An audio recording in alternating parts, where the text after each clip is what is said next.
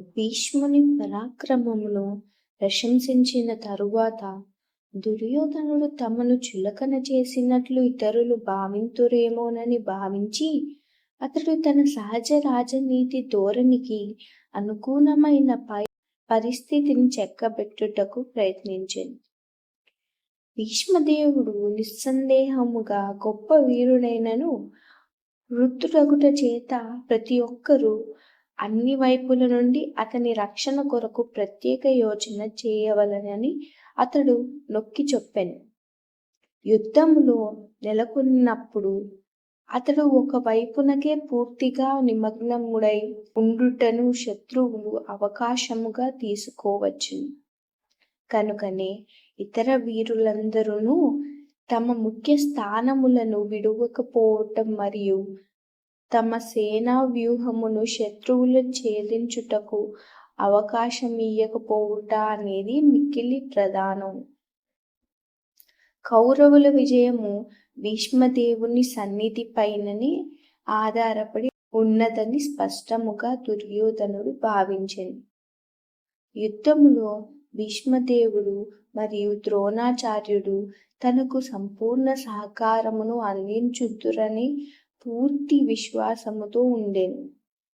ఎందుకనగా నిండు సభలో మహాసేనా నాయకులందరి సమక్షములో తనను వివస్త్రను చేసి నిలిపేందుకు బలవంతము చేయబడుతున్న సమయములో అర్జునుని పత్ని ద్రౌపది నిస్సహాయ స్థితిలో వారిని న్యాయం కొరకు అర్థించినప్పుడు వారు ఒక్క పలుకు కూడా పలకలేదని అతడెరుగును.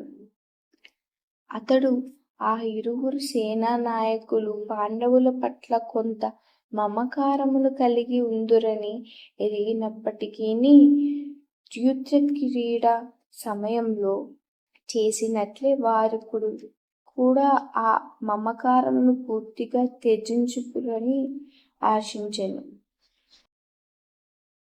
కురువృద్ధుడు తన మనుమడైన దుర్యోధనుని హృదయములోని అంతర్గత భావనను గ్రహించి అతని పట్ల గల సహజమైన దయతో సింహము వలె తన స్థానముకు తగినట్లు మిక్కిలి బిగ్గరముగా శంఖారావము చేసి అతనిని సంతోషపరచుటకు ప్రయత్నించెను.